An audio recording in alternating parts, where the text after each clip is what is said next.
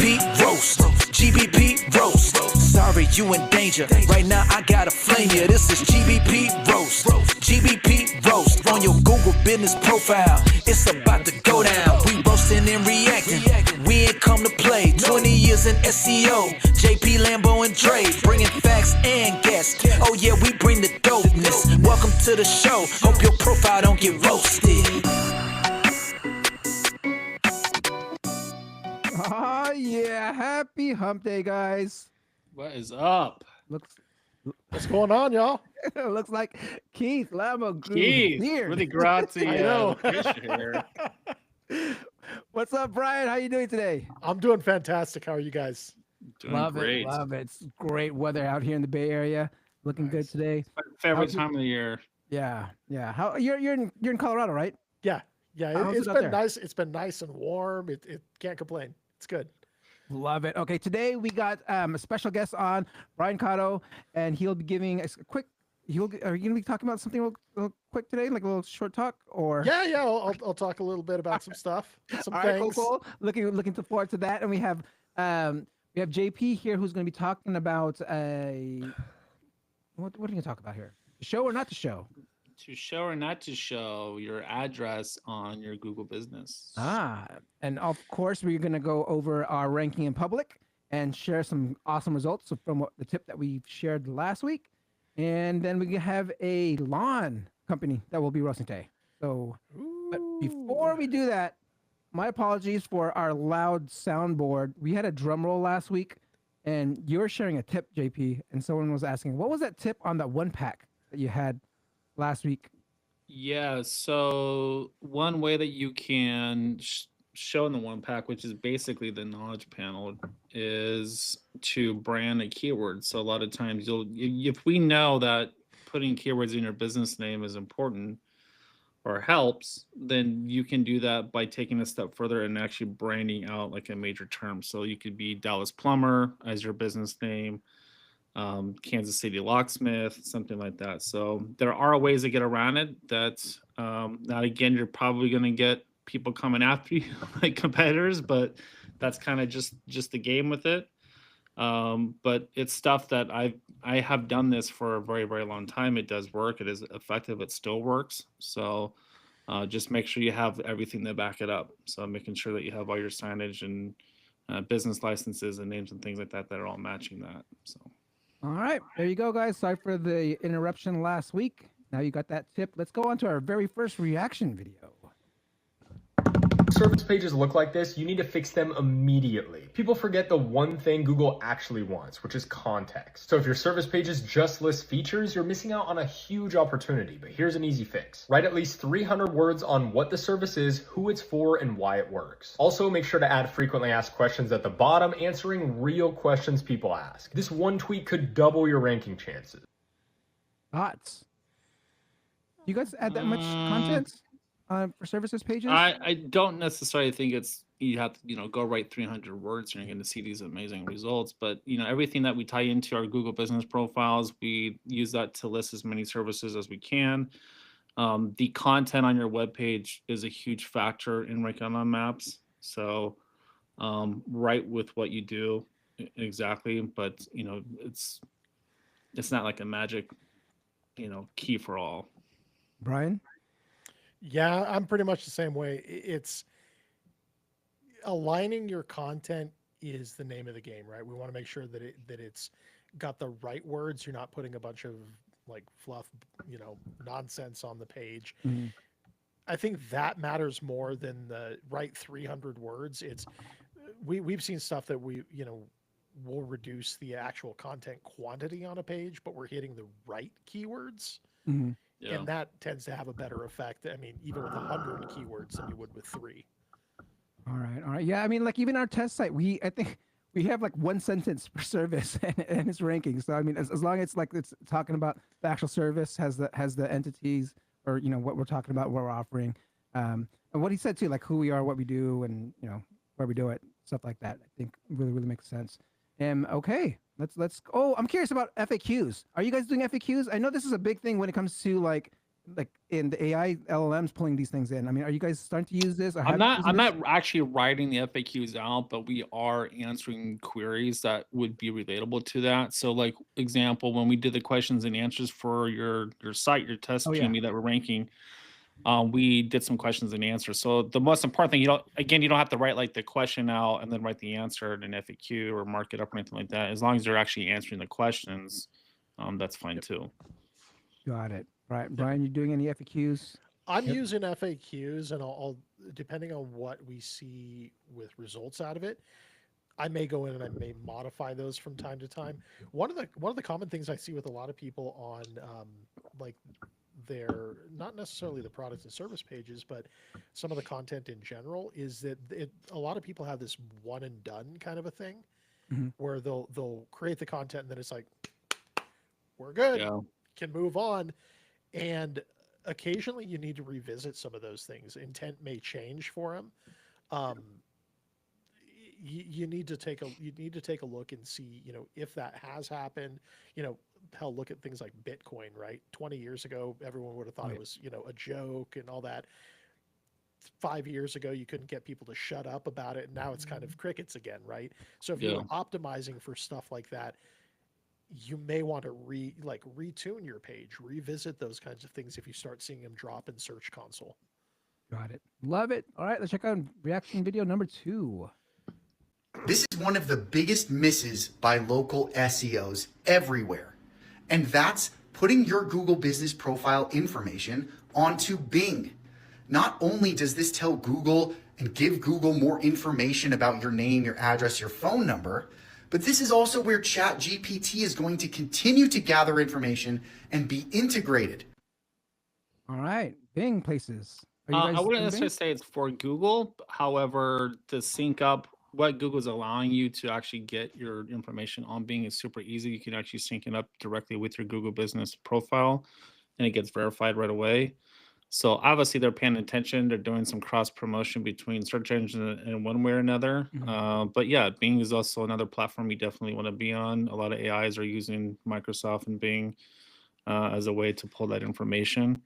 I've even seen some results from ChatGPT even pulling into Google. So it's not always, black and white. But yeah, I mean, you definitely want to be across all search engines.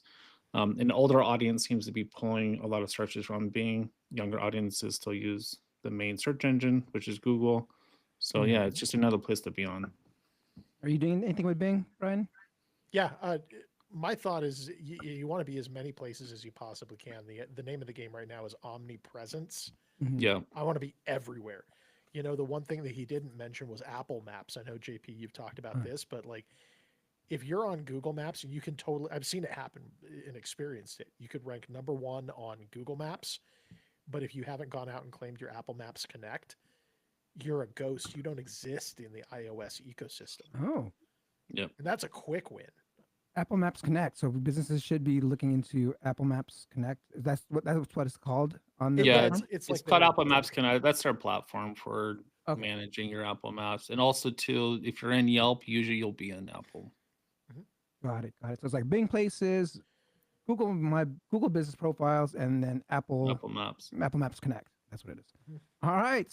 Let's check out our last video for reaction.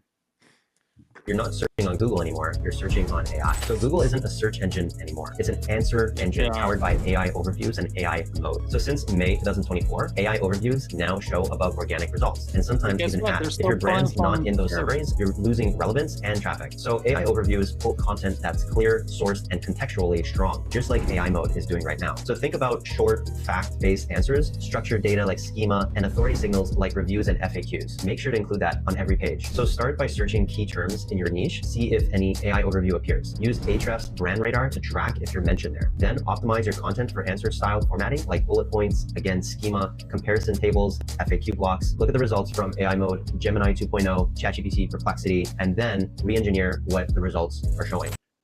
Or just optimize your fucking pages and listings and you will show up on AI mode. Yeah. Great. So much to unpack there. So much. There's a lot. Hey, Brian, let's go. Let's go to you first, Brian. Let's check. So some things. He's right that they're about the Google not being a search engine, but I would argue that they Oh, Uh-oh. Haven't been a Okay. search engine in a very, very long time. They're an Okay. ad engine, right? They're an Mhm. ad platform that just happens to do search better than most of the people on the market right now. Therefore, that's who we use, right? So there was that. To JP's point, you've got to pull in stuff from somewhere. They're not pulling it out of the ether or whatever. You're going to have a website. You're going to have stuff that it pulls from. As long as that's optimized, you're good to go. And then I know that they touched on JP's favorite subject of schema. So I'll let JP take it from there. Yeah, so we all still waiting for my schema mug. But people need to realize that Google doesn't need to disambiguate by having schema on the page. They can read your pages just fine. They know your Google business profiles, maps. I've showed multiple examples. You can look on previous episodes of how AI mode actually works. They're actually pulling the data directly from their main source, which is from the SERPs and Google Maps. So guess what? SEO is not fucking dead because they're still pulling that information from somewhere, like Brian said. So Yeah, I mean, do you know, SEO like you normally would. yeah. No, I mean, I would like to add on to that. I mean, like when it comes to people optimizing for AI search, you need to have your SEO on par before you even can Yes. get featured into AI. So I feel like, people are saying trying to drop SEO, like SEO is dead. No, you better make sure you understand SEO before you want to start ranking in these Yeah. AI searches. So And even too, I've even looked at stuff for myself and kind of going back to the fundamentals of SEO, like which is branding. Like if you type in Jordan Pierce SEO, you're gonna pull stuff from my IMDb that someone created for me. Quite a bit of stuff actually pulls from me being on YouTube on Dre's show. So hats off to Dre because I've got a lot of personal branding that AI is actually pulling directly from their own properties. Dre just did a test using Google properties and Google sites, YouTube. So that's all still fundamental SEO and branding. yeah. If you guys haven't been 100%. following along, if you search YouTube SEO King, I've And been you doing don't a need lot of schema tests. to fucking do it. It's Sorry. there's a lot of things that you can see. Like again, it's pulling from Reddit. It's pulling. I mean, obviously there's a partnership within Yeah. Google and Reddit. It's YouTube videos. A lot of the things that we're actually pulling in that I've seen when we were having this little competition was press releases, and it was the most recent press release was the one that got featured. Like when one of the competitors that was trying to get the throne. I saw their press release go up, so I shot another press release, and then I shot back up. So it looks like Yeah, a I actually have an old press release that's from like December that's still showing up as one of the main resources. I So challenge even that, though yeah. some citation, or excuse me, some press releases, they kind of get de-indexed or they get kind of recycled back in, there's still quite a bit of resources that are still indexed and still it pulls from. But I can almost say, like, if someone in that niche that you're in, if they do a brand new press release, Yeah. it may. I mean, because no one may not be talking about it, but yeah, I think that's the test there because that's what I was seeing when I saw someone do a I press see it release, a lot in the crypto space because there's always new coins and always new things that are coming out, and for their marketing, they're always doing press releases. Yeah. So every new coin that's getting launched, you'll see a press release, and it seems like they're doing it like every single day, and they'll stay up in that AI mode quite a bit. Yeah. Brian, are you doing press releases and Love press releases. I use press releases all the time. So one thing that I'm seeing with that is that I'm noticing that historically press releases would get kicked into the Google News tab. I'm actually seeing them a lot more in AI, as well as organic, of all places. Oh yeah. So I'm seeing them actually in the organic results.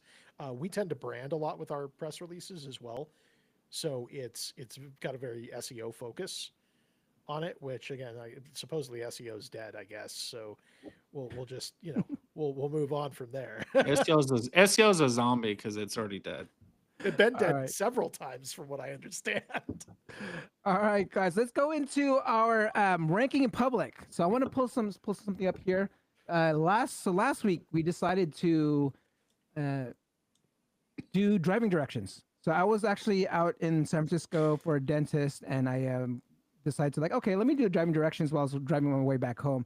And I realized that we did a 15-mile radius, so I turned it on around Oakland, Moraga area from the spot that we were doing, and we did see somewhat of an increase. Let me go ahead and share my screen here so you can kind of see how it looks. But I can show you a much bigger share. Where's the share? Share screen. All right. So you can see. Can you guys see my screen here? Yep. So I mean, the points. I mean, these are 5 miles per every pin here. So it's kind of hard to see, but we did get an increase of about 1.5 positions from the bottom left here. But what's interesting is that what you can see more clearly is when we go zoom in from like what we've from the 5 mile radius, right? Like basically everything that you called out, Jordan, like the area, like that area will become more green. So like basically, the area where I was coming from, Orinda, Moraga, basically this whole bottom left greened out.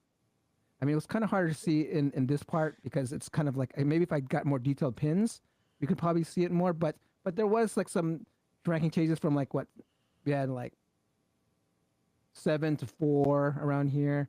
I mean, 1.6. I mean, I can't. They did stick. So driving directions from this certain area actually, I can say it somewhat worked. Maybe we have to do a little more, but or maybe I think that's something we should do on the next test is I want to be able to see if we can actually focus down and pinpoint like a specific area to increase proximity. So like I'm gonna do it from like Antioch, Pittsburgh. You can do it from like Benicia, Vallejo, and do some more searches from that area, and even driving directions and things like that. All right, that's interesting because look, this is when you say Antioch. If you do it from Antioch and Bay Point area, that would make this green. And if I did it from my area, it would turn this green. Yep. So we could have a full green circle if we kind of try those actual driving. It is kind of interesting to see too that because you and I are both from here, we know that where it's a little bit more like higher population. Like kind of driving out by Clayton, there's not really a ton out there. I mean, that is kind of the most eastern part of Concord, but there are some areas where we get into like Mount Diablo. There's just not as many homes as some of these areas, so it does match like where it is orange right now. It makes sense where you're probably not going to see a huge traffic flux in that lower right hand side. So, all right. So what do you think our next tactic should be? I say our next one is let's combine from. I'll do Antioch and Pittsburgh, and you do from your area, and we'll see if we can turn those guys green. All right, so we can check it out. We'll see. We have again. This is a 15-mile radius. This is our 5-mile radius.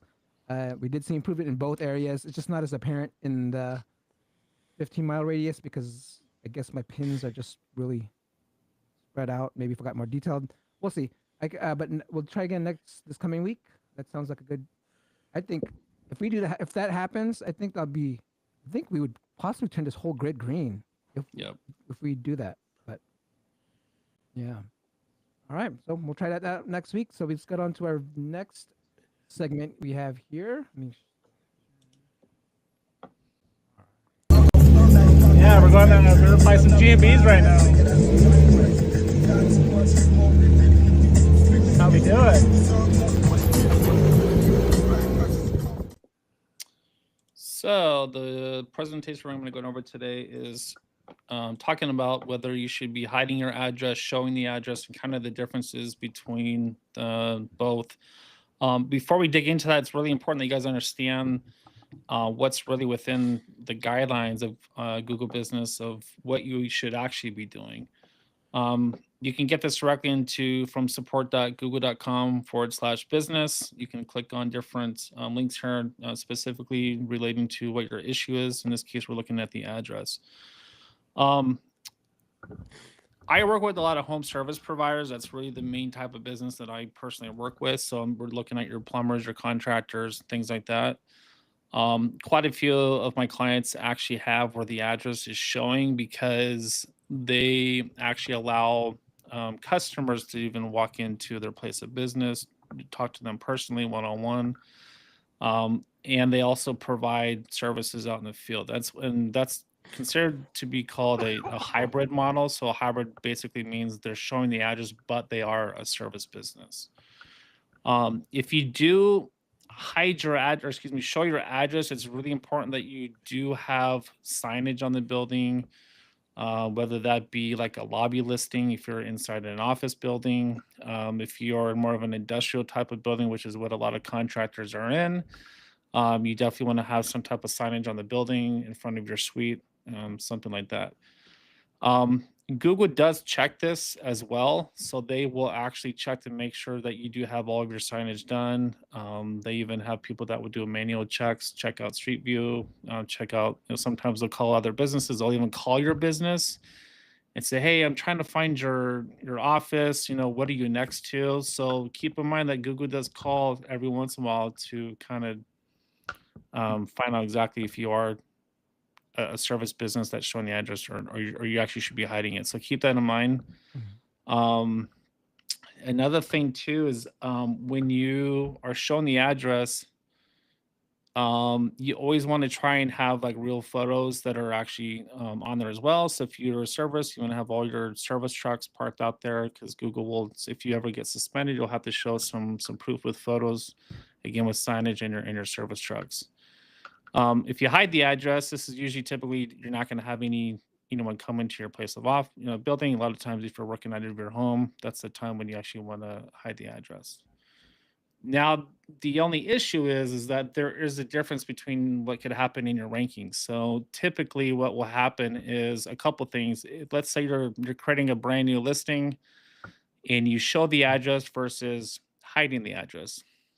So when you actually show the address, Google picks up that information a lot faster. So if you've ever verified a new business, you'll often see that your business will actually show up on Google Maps a lot faster, as opposed if you were to actually hide the address. Showing the address, I've seen it happen within literally 15 to 20 minutes of you verifying that it shows up live. If you do like a keyword search, your business will show up. If you do a brand search, it'll show up. If you hide the address, that sometimes takes a little bit longer. So it takes a while for Google to actually update their system and their API system. So it could take 3 to 5 days. So a couple of things there too is that there is a difference in how you rank as well. Addresses that are showing typically will have a little bit more of a trust factor. So they are going to be ranking a little bit easier and oftentimes a lot easier. This is a business, plumbing business in Kansas City. Most of the listing results here, if we type in Plumber Kansas City, most of the business here actually have the address showing.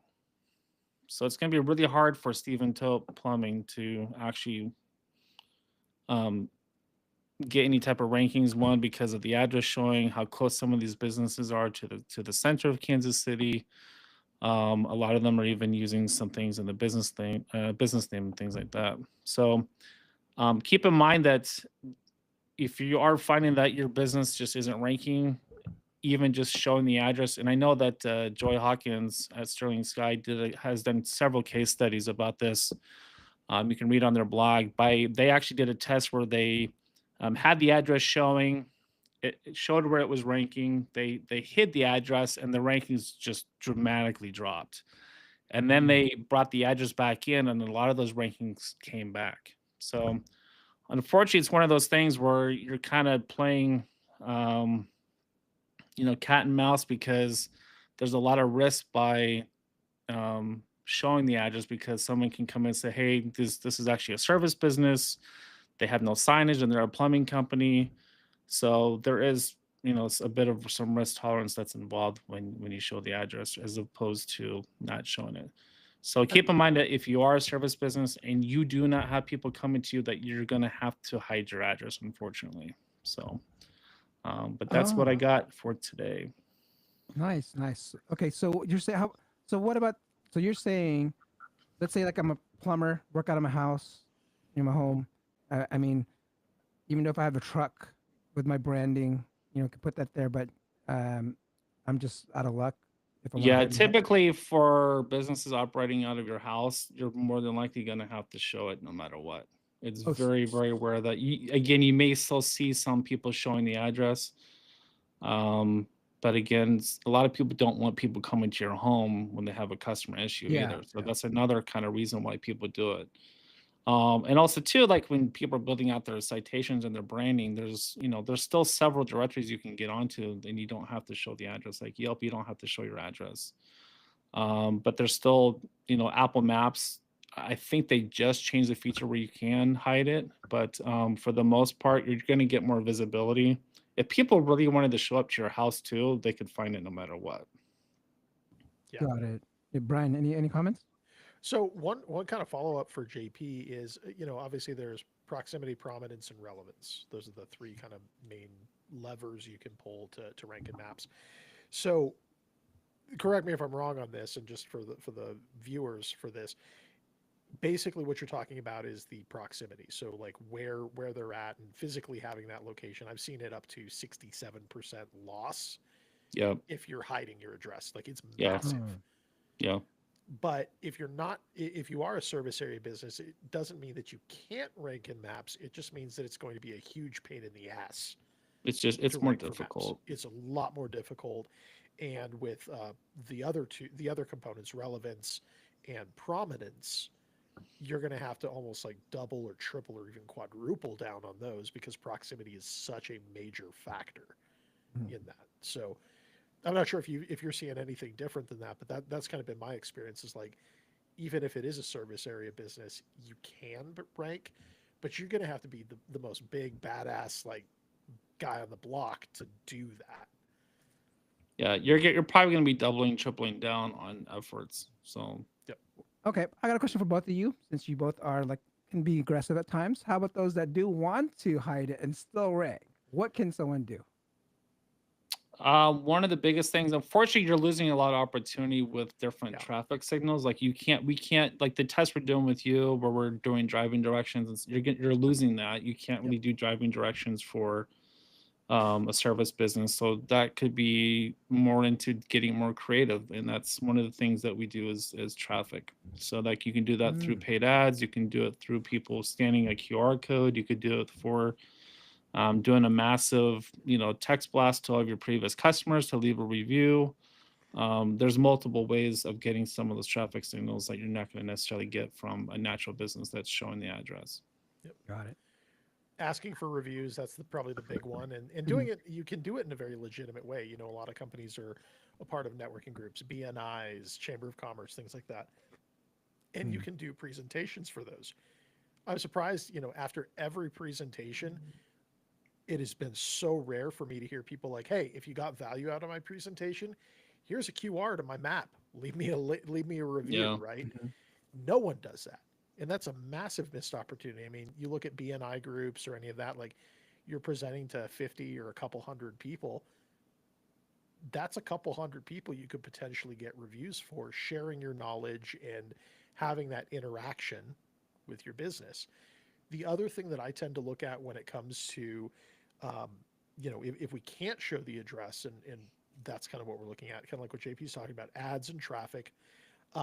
The other thing that we might look into is just building a brand.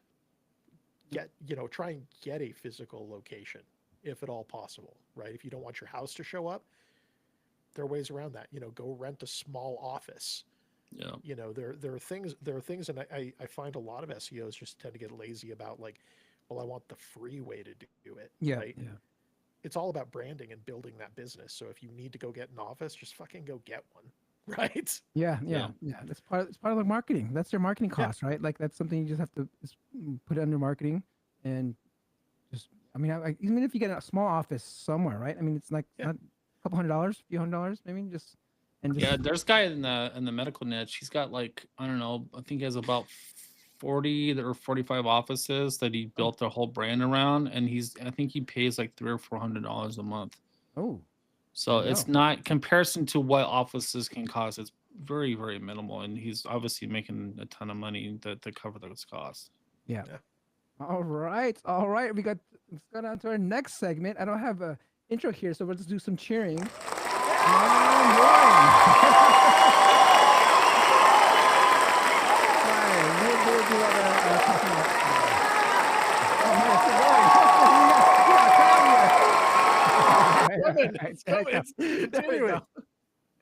There we go. No pressure. Awesome. Right? Well, I'm not Keith, so I'm not showing nipples. So Awesome. So yeah, what I got for you guys today, this actually dovetails really, really nicely with what you're talking about with driving directions and doing Oh. things like that. So, one of the things that I tend to look at, let me share my screen. Share. Come on. Waiting for it to share.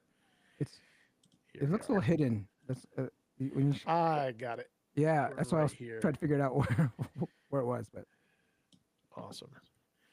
Let me know when you guys can all right, see this. yeah, we can see it. Outstanding. Cool.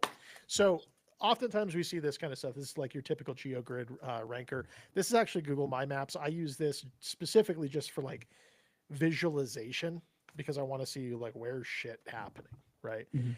And one of the things that we look at is if, let's say, we were ranking really poorly over in like this lower quadrant, kind of the southwest corner here, what we would do is we would start putting signals and driving directions and things like that to things like this. Maybe not that one. Nope, other corner. Maybe something kind of like that. And these are the geolocation signals that we would do. There's a variety of different methods you can use with it, ranging from very white hat to very, we'll say, Slytherin based methodologies. So you can do a variety of things with this, but what I tend to look at here is we want to look at, targeting a lot of this stuff over in that specific area. So just kind of what you guys are doing in the real life test. This is kind of how we tend to approach map rankings. So I would target the specific geo points, and then we would not just do the geo point, but we'd cluster around that specific geo point. More geo relevance, right? Now, we can get crazy with it. So if we're in Denver, I mean, we can do specific driving directions like this. This helps me kind of plan routes for what we're trying to do. Mhm. Or you can get super crazy and say, fuck your map and do something kind of like that. And then we get all the long points, stuff like that right in here. So the business right now is like supposed to be in that middle of that. It can be where I want to put that. Now I could put it in the middle potentially. If I wanted to drive additional driving directions to that.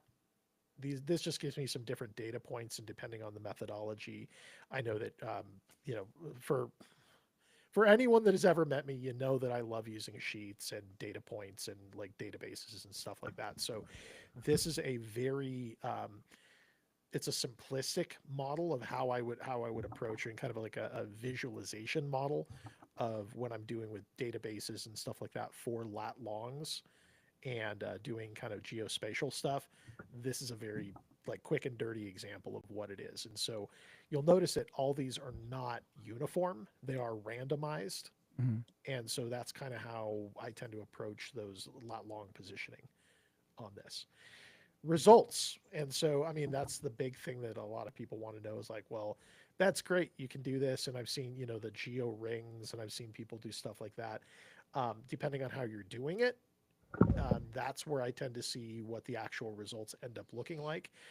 But as an example for one, we actually were doing some driving direction tests and stuff like that. And this is what we're looking at. So these are recent, as you can see. This is baseline. So May 14th, it's all right. We did some driving directions, and I see this in a very similar way. With driving directions, they're not permanent. They Yeah, they're are in a lot of temporary. ways. It's a temporary signal, kind of like CTR, right? It can give you an initial boost, and then you're going to kind of see it kind of fall down. And that's exactly what we did here. This is our baseline. We did the actual test. This was one run, and I haven't touched it since. And as you can see, it's kind of as of literally 33 minutes ago when I reran this scan. This is kind of what we're looking at. So you can see it bumps up, and it's starting to kind of it started to fizzle out, and then it started stabilizing a little bit more. So Got it. Back to your maps. Those the test or fuck your map. Which one? I don't know. Those whatever the two first tabs you showed, because I mean I'm confused. Like what are these? Like where are like how? They're What just is geo this? points. That's all it is. What's geo point? I mean, is this like a certain Latitude, longitude? And you're just placing them on a map. Yeah. So this is more for geo reference. I want to know where I'm targeting. Oh, okay. So this is more just your, a CSV upload of like these are all the latitude longitudes that I probably want to hit in that particular instance. So if I was targeting these guys here, I might want to target these latitude, longitude points to not just target one of these pins, but I'm looking at a general area. Yeah. And so typically with the maps, kind of like with these, this is a 13 by 13 grid with 1 mile in between each pin. Okay. So I want to see what that looks like, because especially in larger metros, if you're going much larger than that, it can do weird stuff with the map. Just as far as like seeing what's actually moving and what's not within it. So this is really good data to have too, because if you're a business owner, let's say you're a contractor, it's take a list of like your CRM of all the addresses that you've ever serviced for all of your clients. And there's different tools you can upload that address data into a map. You can upload it into something like My Maps, and you can get a visualization of like where your jobs are at. So maybe you notice that like you're only getting work in like the southwest part of your area, and you're like, hey, I really want to hit up kind of towards the northeast, because that's where the money is, something like that. Using this type of data, then you can really focus on sending some traffic signals kind of in the upper right hand side. So even looking at like your rank trackers, if you're like, hey, I still have a little bit of red over here, well, upload your CRM data, see if that type of thing of information matches to how it's correlating between the data that you have from your previous clients and actually where you're ranking. So you can kind of use that to match and see exactly different data points that you can target. Yeah. Got it. Love it. There we go. All right. Let me get some.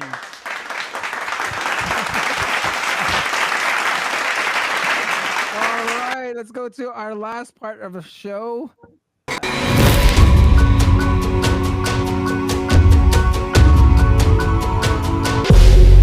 right, we have a lawn service company, and we have a few questions for later that came up in chat. So this is a lawn company in the Kansas City market. It is Ryan Lawn and Tree. I'm just going to take a look at their business profile first, and then we're going to move on to the website. One thing you'll kind of notice about Kansas City is that Kansas City has a split market. So they actually have a Kansas City, Kansas, and a Kansas City, Missouri. So when we're looking at things like landscaping Kansas City, it's important to kind of note where the competition is located. A lot of people, when we refer to Kansas City, most of the people refer to Kansas City, Missouri. So keep that in mind. And Kansas City actually splits pretty close to in between the center. So Kansas, half of Kansas, and then half of Missouri side. Ryan Lawn and Tree, they are, you'll notice that the address is showing. A lot of the businesses that are actually ranking actually have the address showing in there. Quite a few also don't have it.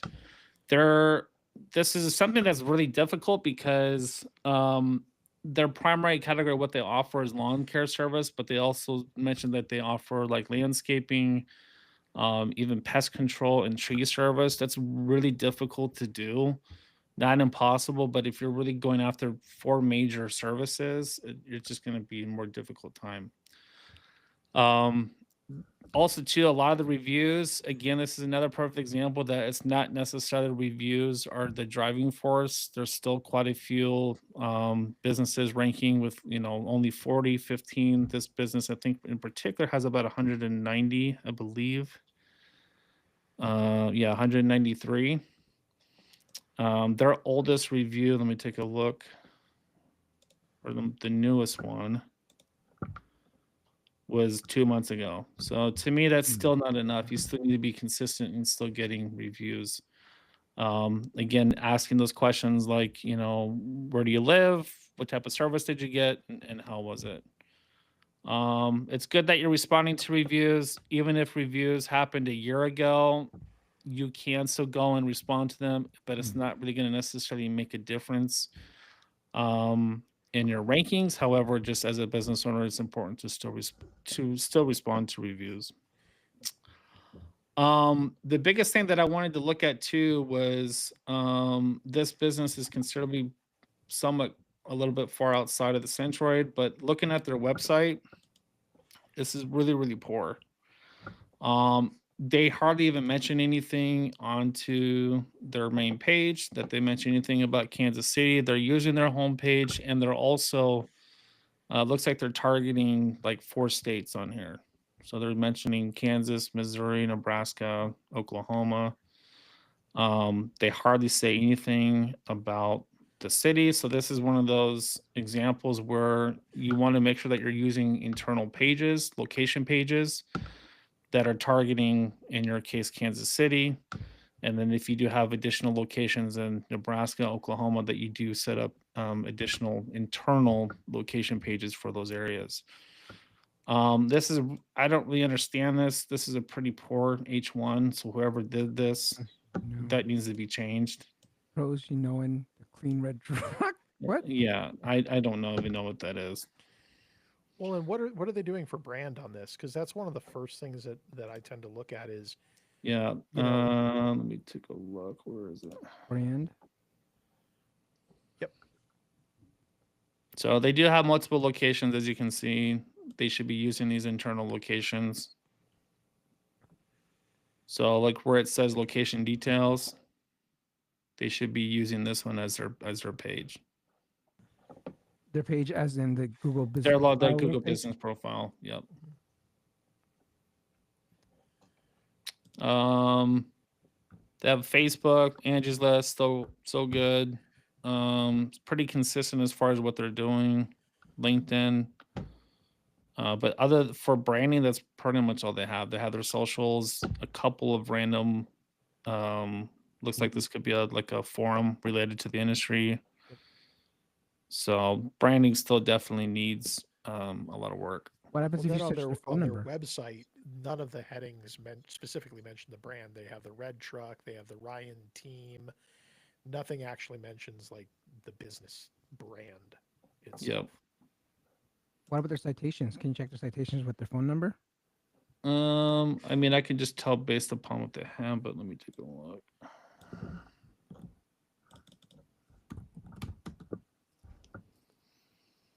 You got It's a Better Business Bureau, MapQuest. It looks like they have a decent amount. 10 pages full.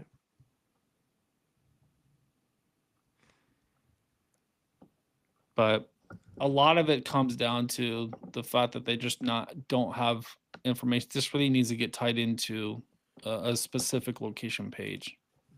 So in this case, if they're in Kansas City, they should really be tying it to, I think this one is Merriam, right? So they say Kansas City. They mentioned that they service like Merriam. Maybe they have an office and they moved it, but they should mention that too. So let's say they have a location in St. Louis, Missouri, right? So this type of page right here should actually be something that they should use for their business profile page. Instead, they're using their homepage. That's very, very, very minimal. Yep. What about, let's take a look at their, let's take a look at their Google business profile. What else? I mean, do they have like other things that they're doing that you've recommended in the past, like the Q&As and? So the reviews, the address showing, service descriptions are very, very minor. You don't necessarily need to write a ton there. They're doing posts. Posts are still very minimal. I would focus on doing things like the questions and answers. They did list all their profiles. This is good. I do like seeing this. If you see reviews from around the web, this is good. That means people are engaging into other websites other than just your business profile. So they have a business profile on Angie's List. So this is actually good. I do like seeing stuff like this. But I don't think that they have their profile filled out 100%. They should be listing some services and products, questions and answers. Posts, again, not as much of an impact. So they can be spending their time doing things to fix up the website, doing some traffic, still getting some more reviews. Their branding, I would say, is okay. But that's where I would really focus on. I'm curious what, let me check out Kansas. Since AI is a big thing, I want to see if they even show up for AI mode.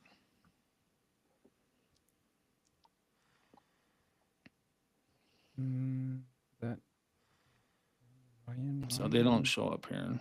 Let me see. Sometimes they'll show up in the secondary. So they are right here. Yeah, Ryan. But no like link or kind of No source. link, no mention. You're just saying, hey, besides, there's Lawncare. So, but this is important too, because if you're doing something like this and you're landscaping, lawn care and landscaping are still two different types of services. So if you look at all the main landscaping services, this is how Google is categorizing your brand. They think that you're just a lawn care service. Let's see if they even mention tree service. No, they don't. So they think that your primary business is lawn care. So this is really important too, that when you start looking at AI, everybody, is take a look at what Google thinks you are. Yeah. Because now you're going to have to kind of retrain them. I'm guessing they probably started out as a lawn care company, and then they started branching and started growing into providing these other types of services. Yeah, what's that anchor text profile look like? What's linking to them? Those kinds of things. Yeah. What So kind of- even though it mentions lawn care here, and even though in here it says, hey, we do provide lawn care, pest control, plant care, sprinkler, landscaping services, if they're in lawn care, they should also at least be showing up in the landscaping kind of sub businesses as well. All right, we're coming close to time here. I just want to make sure we address the questions in the audience. Yeah. We do have are using GMB updates a good way to build low quality backlinks to individual pages? Are using GMB updates a good way to build low quality backlinks to individual pages? Yeah, because you could link back when you say learn more, you can click it to the actual blog post. I mean, that's something that I typically do. I mean, I don't typically do anything with posts, but I mean, yeah, that would be a way to do it. Also, too, just a little trick. It does also can help with some indexing. So if you ever have any indexing issues, sometimes just attaching that post to that particular page or that blog, whatever it is, that can also help as well. But for like an actual ranking, there's no actual like huge ranking benefits from it. And the last one that we didn't answer was, could changing the cover image of a GMB cause any issues, or is that a safe change? You can do that. It's not necessarily going to help with rankings, but if it's something you're going to do, you usually want to do those like between Monday to Thursday. I wouldn't do it on like a Friday or a weekend. Weekends are usually when they're doing like updates and things like that. We said do it during those days? Don't do it during like weekends. So do it during like Monday through Thursday. Okay. Interesting. And then any other last comments there, Brian? No, I would say posts just don't have as much weight as they used to. Indexation, getting the brand kind of known and stuff like that. Yes, and then there's a couple variations. Maybe we could touch on in a different episode, but there's a couple different ways that you can leverage posts that aren't traditional. They're a little more out of box, but that works as well. All right, that's gonna be an interesting one. Next time you come back on, let's talk about it. I know Jordan doesn't like posts, but maybe he can change his mind. All right, guys, that concludes our episode for today. Any announcements, guys, that you guys want to share? No, we still have our group. Keith and I are still having our 199 special up until July 1st. After that, we're not going to be letting anyone else in. So just go to tridentrankmethod.com. You can get in for $199 a month for the next 5 months. Nice. And Brian, how can people get a hold of you? Any projects that you want to share? So I'm going to be speaking at a online summit in about 2 weeks here called What's Hot Now. Connect with me on Facebook. Follow me there. That's typically where I'm most active at, on Instagram, and I'll be posting the details on that. Other than that, reach out on Facebook. Also, like for Trident Rank Method, I know that you guys have some stuff for Trey stuff, reviews for me. My business is Fusion Vine. If you got value out of this, again, I'm going to drink my own Kool-Aid. Please leave me a review if you got value out of there this. There you go. So just Fusion Vine, search it. And so at Denver, Colorado, is that where it's Loveland. at? Loveland, Colorado. Love Colorado. And for me, on Friday, I am interviewing the #2 hire over at Profound, and we'll be talking about answer engine optimization, LLMO, AGEO, whatever you guys want to call it. Profound is actually a tool that a lot of enterprise companies have been using on tracking prompts and stuff like that for this AI. So great, it's gonna be a great conversation, I feel. So if you guys are free, come by on Friday for the SEO video show at 12 p.m. Pacific Standard Time. Well, next time, thank you, Brian. Thank you, JP. Thank you. Yeah, absolutely. Thank you. Peace out. Ayy. GBP roast, GBP roast. Sorry, you in danger. Right now, I gotta flame you. This is GBP roast, GBP roast. On your Google business profile, it's about to go down. We roasting and reacting. We ain't come to play. 20 years in SEO. JP, Lambo, and Dre, bringing facts and guests. Oh yeah, we bring the dopeness. Welcome to the show. Hope your profile don't get roasted.